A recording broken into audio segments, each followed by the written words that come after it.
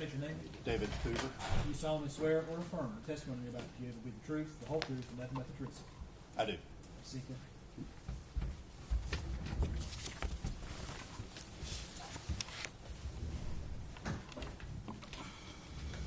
Good afternoon. Good afternoon. And if you would state your name for the record, please. David Hoover, D-A-V-I-D-H-O-O-V-E-R. Thank you. And where are you employed? I'm employed with the Tennessee Bureau of Investigation at the Nashville Crime Laboratory in the Latent fingerprint or Latent print unit. And what is your title or position there? I'm a special agent forensic scientist.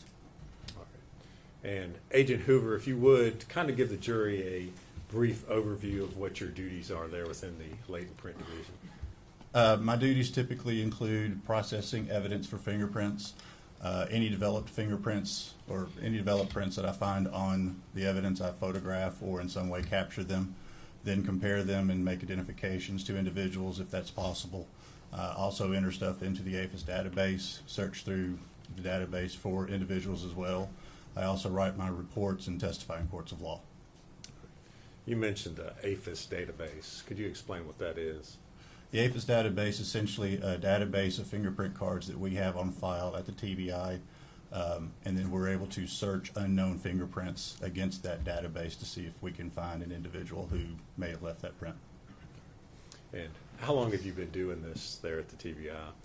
I started in March of 2000, so about almost 25 years. If you would, tell us a little bit about your educational background that allows you to perform those duties there at the TBI. My background includes a Bachelor of Science degree in biology from David Lipscomb University with a minor in chemistry. Then at the TBI itself, I underwent a 2-year training period under court-qualified fingerprint examiners with over 100 years of experience. Since then, I've also had training from the Florida Department of Law Enforcement, the Mississippi State Crime Laboratory, Arizona State Crime Laboratory, I believe, other agencies that have produced classes, as well as gone to conventions and things that also had classes throughout those 25 years. All right. How many examinations would you say that you've performed over your almost 25 years there at the lab? At this point, I would think it was in the tens, if not hundreds of thousands. Okay. Do you hold any certifications in the field? I do. I'm a certified latent print examiner with the International Association for Identification. And what type of technical equipment do you have there that you use at the lab? We typically use a lot of the same things you actually see on TV. A lot of times you will see the dust fingerprint on a car or window or something, and they'll dust it and lift it. We actually still do that. We also use fluorescent dyes, which fluoresce at different wavelengths. So we have light sources that do different wavelengths as well. We now also have a system that we've had actually for quite a while. It's called RUVIS, which is Reflective Ultraviolet Light Imaging System, and they've learned that under certain wavelength of light, in this situation 254 nanometer light, it will the oils and the sweat of the fingerprints will reflect, and you can actually capture them photographically with that system. All right. And is this pretty standard equipment that's used across the country in various labs? Pretty much, yes, I believe so. Agent Hoover, have you been qualified to testify as an expert in the criminal courts here in Tennessee? Yes, I have. And after having been qualified as an expert, have you then gone on to give expert testimony? Yes, I have. And so then you've been qualified as an expert in the field of latent print identification. Is that correct? Yes, in both state and federal courthouses. All right. Judge, at this time we would offer Agent Hoover as an expert in the field of latent print identification. He's an expert. All right. He'd be declared to be an expert in the field of latent print and fingerprint identification. Agent Hoover, if you would, just tell us a little bit about what latent prints are. A latent fingerprint is essentially a reproduction of the ridges of your fingers or palms, and it can also include your feet. This is called friction ridge skin. It helps you hold on to things. So a latent print is essentially a reproduction of those ridges on a surface after you've touched them. Essentially, you've touched something, you've left sweat or oil in that reproduction of your ridges behind on that surface. Okay. And as a latent print examiner, when you look at an object or you're looking for prints, what exactly is it that you're looking for? I am looking for the ridge formations that we have in our fingerprints. Predominantly, we'll look for what is called level 1 detail first, which is the ridge flow and the pattern types within the fingerprint. Sometimes we don't have the pattern types and we can only look for the ridge flow itself. We're also looking for what we call level 2 detail, which is bifurcations, ridge endings, dots. These are the types of things that happen within the ridge flow itself. So a ridge is flowing along and then it suddenly stops and the two ridges on either side continues to go. That's an ending ridge. A bifurcation is essentially like a fork in a road. So you have the same thing except for that ending ridge touches one or the other side of that, those other two ridges, forming essentially a fork in the ridge flow itself. A dot is essentially what it describes. It's defined. It's just simply a small area that's just a ridge, and it's just a small dot that shows up. All right. Are latent prints more than just what we talk about as being fingerprints? Yes. Okay. What all is? There can be fingerprints. There can be palm impressions. Your joints of the fingers also have the same type of detail that we can use to identify people. And like I said a little earlier, your feet even has the same thing where you can actually develop feet footprints and then compare them to individuals, their footprints, and see if it's the same individual or not. It's rare, but it can be used for identification purposes. Okay. If you would talk for a second about how a latent print is created or left on a surface. Like I said, when you touch something, you can leave behind that sweat and oil on that surface, and it can remain there, and then I can process it and develop it to be able to actually see it and capture it. Do certain things affect whether or not you're able to develop a latent print on a surface or an object? Yes. Some surfaces are not very good at retaining a latent print. Rough surfaces typically are not something that's very good in retaining a usable latent print, because as you touch a rough surface, that rough surface is going to break up that ridge flow. What you're touching, what you're using to actually leave behind, like I said, is sweat and oils, which typically also have a lot of water to them as well. So you're talking about a liquid medium, and if you're touching something that's very bumped and bubbled up, then some of that medium is going to be lost in the valleys and crevices of the rough surface. Some of it's going to be left on top. So it's going to be very broken up, and you're not going to be able to see or use it to actually identify somebody. Because what we're looking for is enough information and enough clear information to be able to say this latent print was left by this person's finger or palm or footprint. Okay. And does whether or not a surface is clean or dirty, does that affect? That can also affect it, yes. Okay. Now, you work at the lab in Nashville, is that correct? That's correct. Okay. Do you have a process as far as processing evidence that comes into the lab there in Nashville? Yes, we do. If you would explain to the jury how that works. So an agency will bring in a piece of evidence. It will go through our evidence receiving section, in which case that piece of evidence is given a specific lab number and an evidence number. If that lab number is already created, then that's another lab number, or excuse me, another evidence number. As it goes through, it's then the case is assigned to an individual. In this case, I would receive the case. In this situation, I would receive the case. And then I would go pick up that evidence from evidence receiving to then do my testing. All right. And prior to testing any items, do you make sure that they have been secured and not tampered with in any way? The evidence receiving unit is involved in that, and they have a vault in which it is stored in, and that only they have the opportunity to get to. Once I get the evidence, I make sure that the evidence is in a sealed condition in some way, and then I go from there and then open it, process it from there. All right. If we could at this time, I'd like to hand Agent Hoover exhibit number 196, trash can.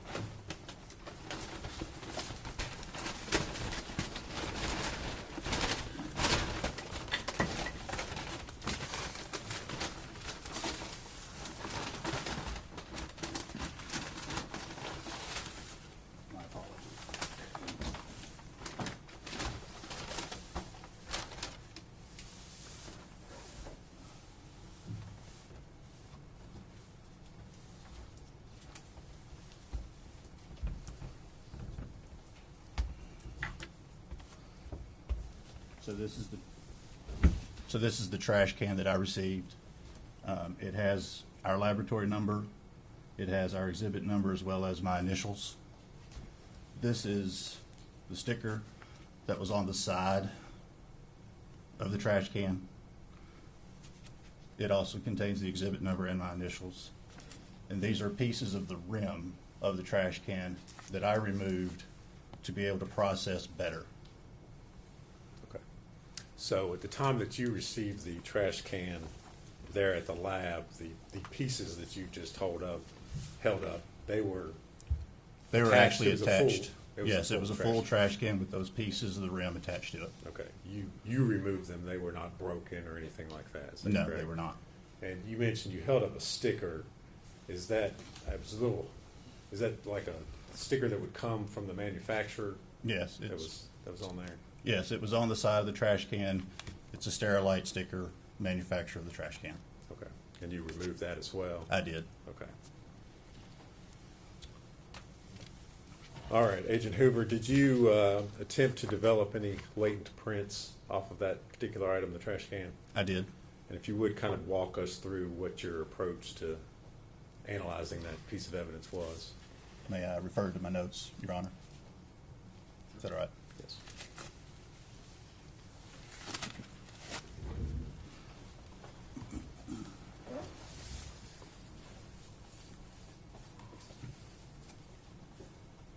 Thank you.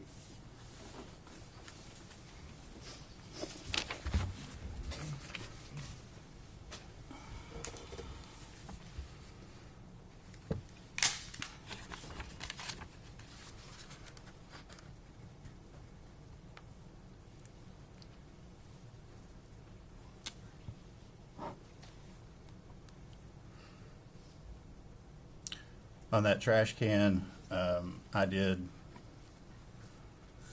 pretty much a full process of just about everything that we can do at the laboratory, or that we normally do for fingerprints at the laboratory, including super glue, dust, the Rubis system that I mentioned, the ALS, the fluorescent dyes that I mentioned as well. The rim, especially the body itself, no, it looks like I did everything on even the body itself as well. Okay. And what were you able to determine, or what were you able to find as far as the prints were concerned? On the sticker, I found a palm print, and up underneath the rim, which is the reason why I removed the rim, I found the very far tip of a fingerprint. And when I mean a far tip of the fingerprint, I'm talking about the areas up here at the very tip top of your print, right as it goes into the nail. Okay. Talk about the palm print that you found for a second. The palm print that I found was very small. In fact, it was probably about my size of my palm. The whole palm would have fit in about that much of the palm print. So I'm confident that it's probably a child's print. Some people do have smaller hands, and so I couldn't totally discount comparing it to some other people. But it was a very small print. Certainly didn't. Would you say it was not the size of a normal man's hand? Objection to leave. Sustained. Well, Sorry. okay. Oh. You've already stated what you thought as far as that size was concerned. And so you excluded Megan Boswell as being the I contributor. did compare it to correct? Megan Boswell, and I was able to exclude it from her. Okay. And you mentioned the fingerprint. And again, where did you locate that? Up underneath the rim, I believe was on the right side. All right. And were you able to make any conclusions as far as that fingerprint was concerned? I was. And what did you conclude as far as that was concerned? Well, eventually I was. Okay. But, well, on the date that your initial examination was done and the report My was initial issued on April the 2nd of 2020. that was inconclusive to her because, in general, when you do a fingerprint card, if you look at the finger when you touch it, if you're doing a fingerprint card and you're rolling the person's finger, this part of the finger does not touch. So you don't really get a good recording of that tip area. That happens actually quite often. All right.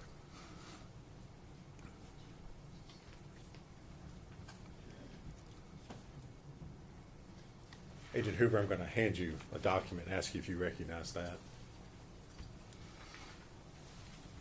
Thank you.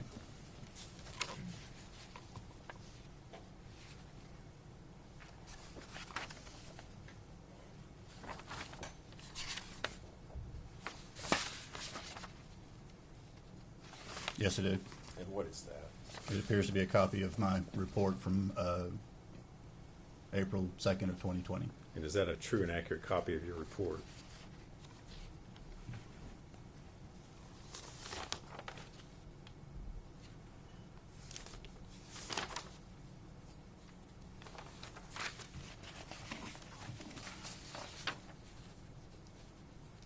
Yes, sir. Judge would move to make that exhibit 253. 253. Full exhibit 253.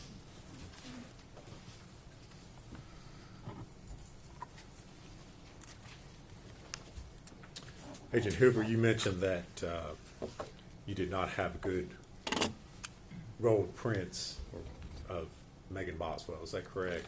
I would say I did not have complete prints, Okay. at Did least in you- that tip area. Sorry. Sorry. Did you then attempt to, or speak with law enforcement in an attempt to get better prints of Miss Boswell done? I did. Okay. And did they comply with your request? Did you receive additional prints from them? I did. They complied. Okay. And were you able to do any additional comparisons based upon that next set of prints that they sent you? Unfortunately, I was not able to. Okay. And why was that? The prints that I was sent still were not of a good enough quality to actually compare to.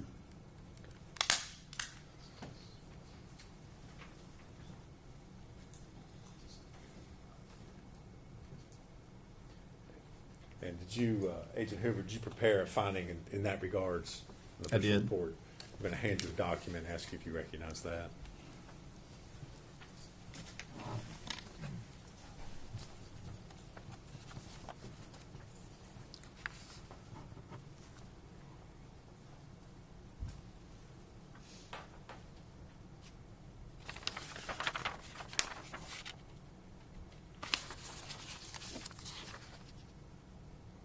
Yes, sir, I do. And what is it? That is a copy of my report from July the 31st of 2020. All right. Reflecting that again, you still were not able to perform any. My result was inconclusive again. Okay. And is that a true and accurate copy? It appears to be, yes. Judge, I move to make that exhibit 254. Objection. No, sir. 254. Full exhibit.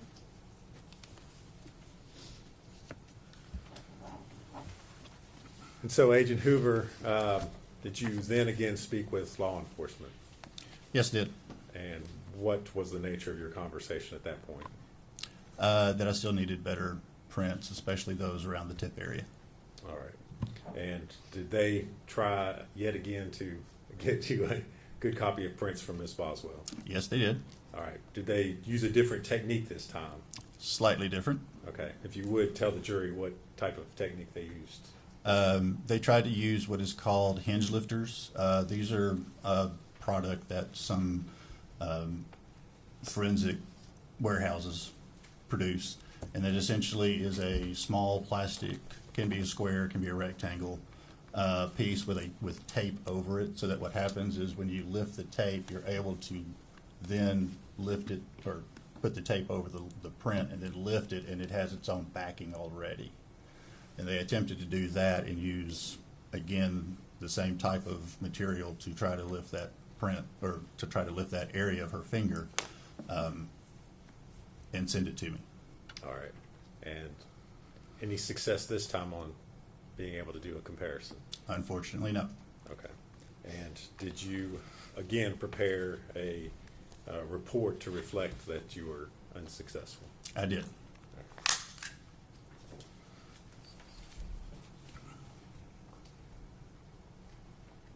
going to hand you another document and ask you if you can identify that. Thank you.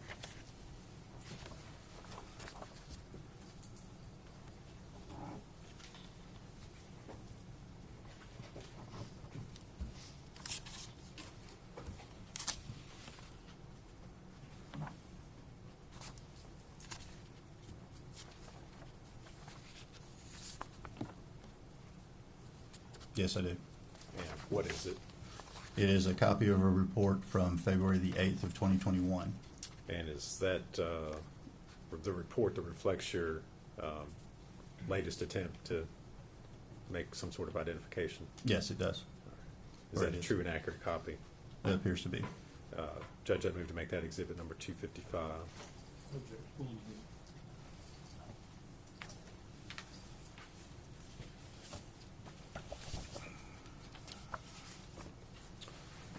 Agent Hoover, at that point, what did you speak with law enforcement about what needed to be done further? I did. Okay, and if you would kind of tell us how that conversation went. I finally volunteered to come to Bluntville and fingerprint Ms. Boswell myself.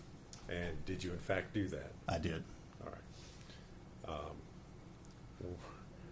Were these prints that you obtained clear enough that you could make some sort of analysis or identification? Yes, they were. All right. And did you in fact make findings in that regard? Yes, I did. And what were those? I was able to identify the fingerprint from underneath the rim of the trash can to Megan Boswell's number 2 or right index finger. Okay. And so that was, again, you found that underneath the rim of the trash can. That is correct. Is that correct? Mhm. All right. And did you prepare a report of your findings in that regard? I did. I'm going to hand you another document and ask you if you can identify it.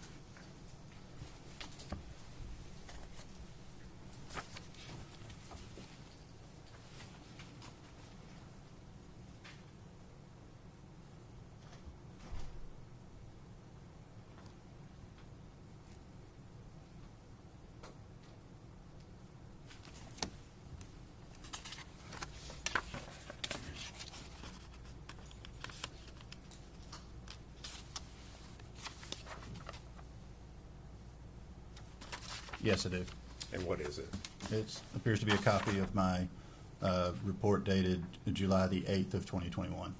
Is that a true and accurate copy of your report? Appears to be. Judge, that would move to make that exhibit 256. Okay. Full exhibit 256.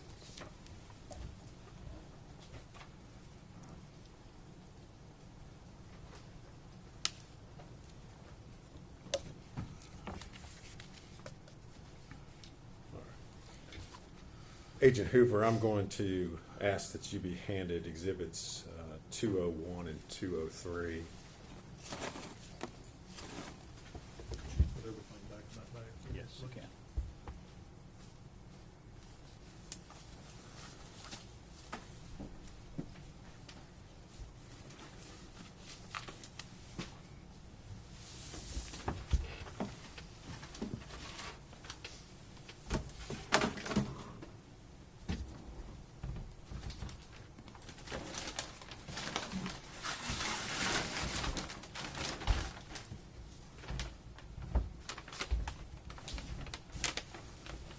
Thank you.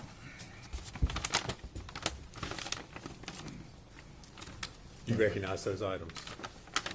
I do. And how is it that you recognize them? Again, I have our laboratory number, exhibit number, and my initials on the bag, as well as on the box itself. Okay.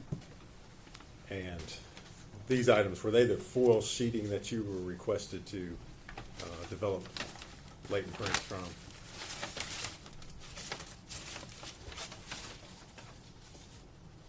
Yes. Okay. And did you in fact perform an examination on those items? I did. Okay. What was your findings initially?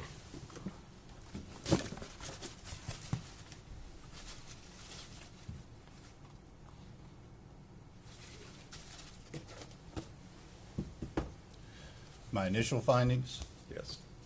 from the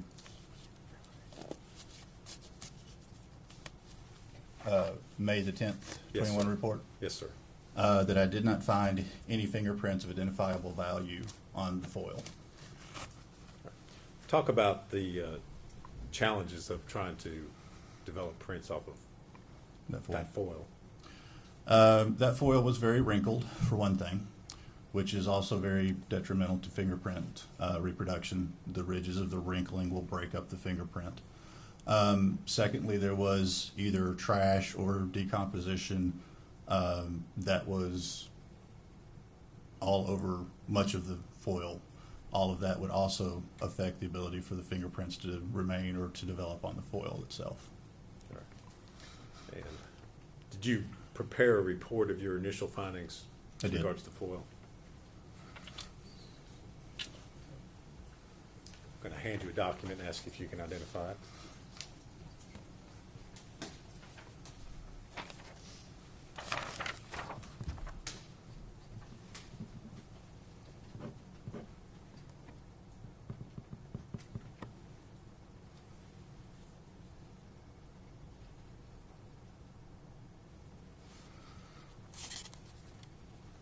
Yes, I recognize it.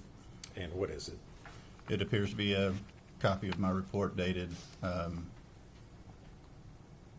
May the 10th, 2021. All right. Is that a true and accurate copy of your report? Appears to be, yes. Judge, I'd move to make that exhibit number 257. Yep. That was your full exhibit, 257.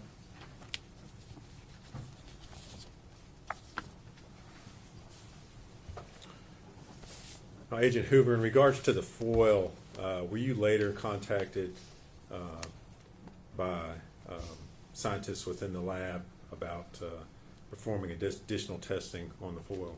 Yes, it was. And did you in fact receive that foil back in the lab? Yes, it originally went back to the Knoxville laboratory, and then it came back to us in the Nashville laboratory. Okay. And do you remember why that was? Yes, part of the original packaging was a large box, and then inside that box was these other pieces as well. And this box had markings on it that looked like it was only for forensic biology. And so I ignored that box and focused on the other pieces of aluminum foil because that's what I was the understanding was to be working, to be processing. That was the actual piece of evidence. I did not know that the forensic biologist had separated one piece out because she actually saw ridge detail that would be considered fingerprints. And so she actually separated that piece out and sent it separate so that nothing got destroyed or damaged. And it was my mistake that I did not recognize that that box was actually also part of the full exhibit. Okay. And when you say the box, you're talking, it's actually in a separate, it's exhibit 203, is that correct? That is correct. Okay. And so you had not performed testing on that piece initially? Is that No, I right? did not. Okay. After it was received back in the lab by you, did you perform testing on it? Yes, it did. And were you able to develop any sort of latent print profiles as a result? I developed a couple of prints on it. One print was not identifiable, meaning it did not have enough clarity or detail to be able to use to identify to an individual. One print was identifiable, and that print I identified. You're right. Yes, go Yeah. ahead. Sorry. My findings on that one was that it did identify to Megan Boswell's left middle finger. So you had one print that there was no identification, you can't make any idea It wasn't of. useful for it, no. Okay. And the only other one was identified to Megan Boswell, is that That's correct. And did you prepare a report of your findings in regards to that piece of foil? I did.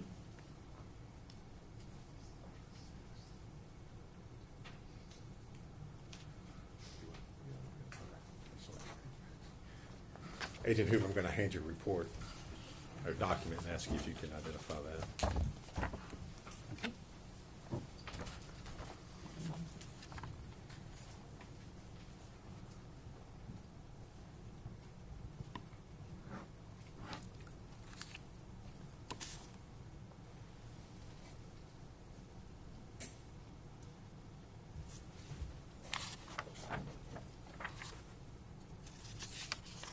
Yes, I recognize it.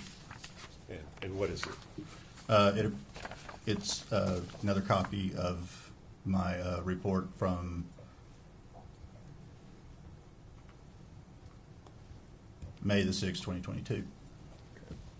And is that a true and accurate copy of your report?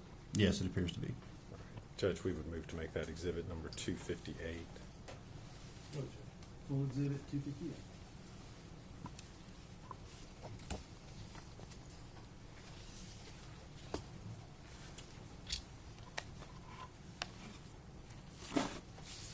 And Agent Hoover, you also received several other items that you were asked to work, and those included a candy wrapper and a bed sheet. Is that correct? Yes, that's correct. Were you able to make any identifications or get any results from those items? The candy wrapper, I was not. It didn't have any fingerprint detail whatsoever. Didn't have any ridges whatsoever. The bed sheet I did not examine as a latent fingerprint expert or individual because the bed sheet would not be something we would typically look for fingerprints on. It's a cloth folded up item that we wouldn't actually think of a fingerprint developing on. And finally, if we could hand you Exhibit 198. Plastic bag.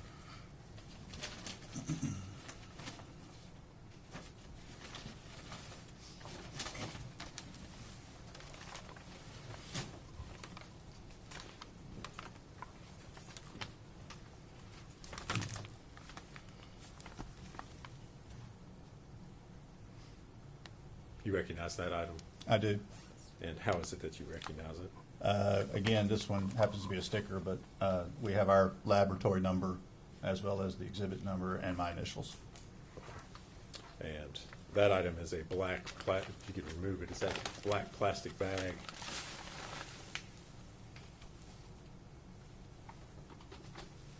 Yes, it is. All right.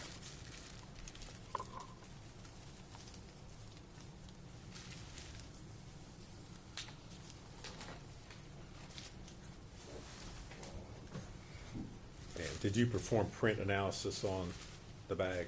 Yes, it did. All right. And if you would, tell us what you were able to find in regards to the bag.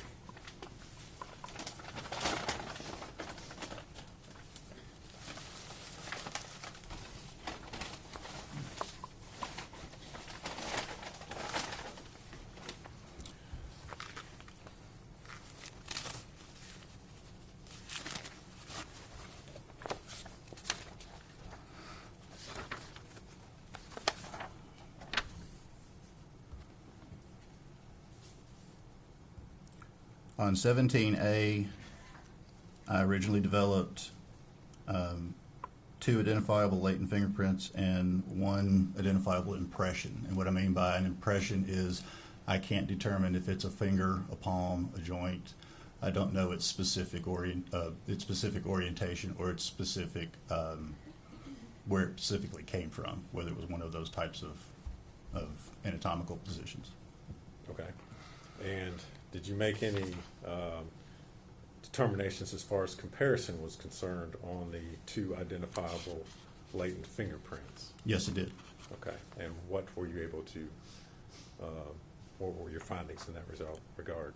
I identified 1 to the right middle finger of Megan Boswell and 1 to the right ring finger of Megan Boswell.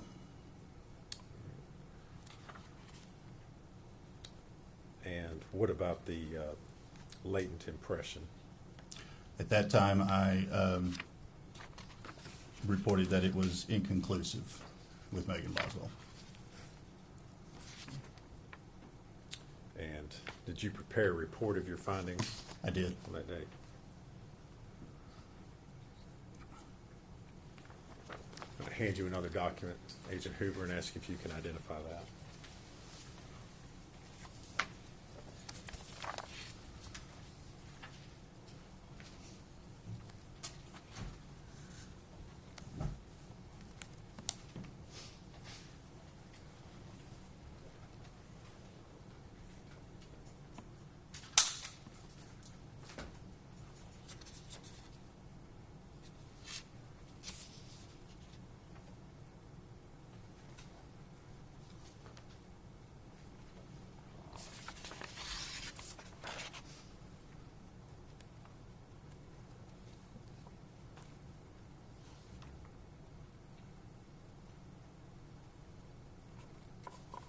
Yes, I do. And what is that? It's a copy of my report from February 27th of '22. And is that a true and accurate copy Yes, of your report? it appears to be. Judge would move to make that exhibit number 259, I believe. Full exhibit 259.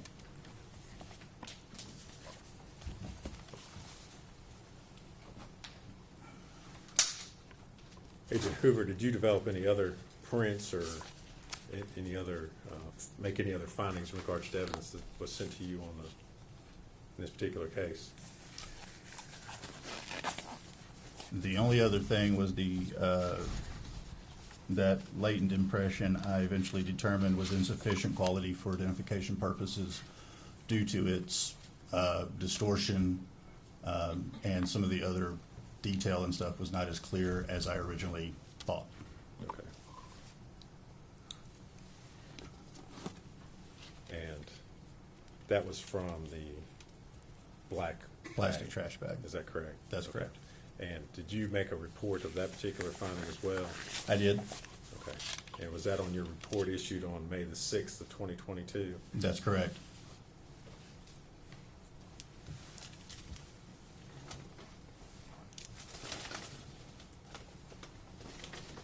Agent Hoover, I'm going to hand you a document in that regard. Thank you. Second, Evelyn, May the 6th, 2022, exhibit A. Did he already have that one? Did I? Looks to me like, look at 258. I wrote down it was May 6th, 2022. If I could. I mean, that may be. Is that the same one?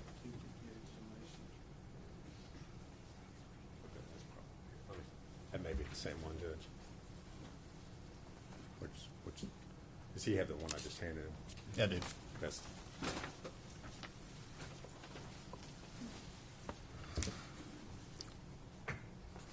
that's the same one. Okay. It's the same one.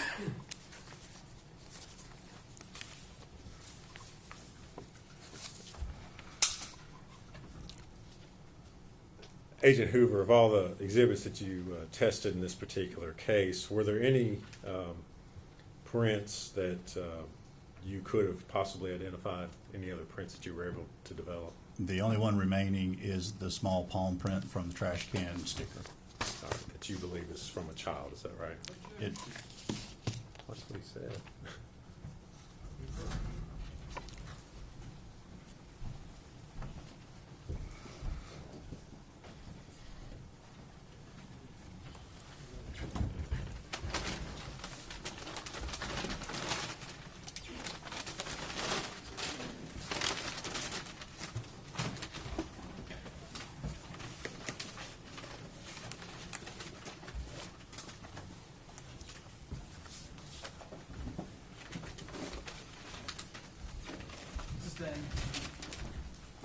So, again, Agent Hoover, the only print that you developed that you were not able to identify was the small print from the side of the trash can, is that correct?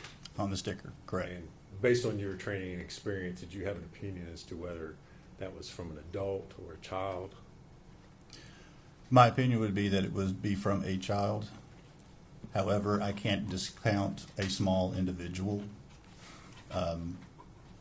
But I do not believe it's from a normal-sized adult. All right. Thank you, Agent Hoover. If you would answer any questions. Yeah.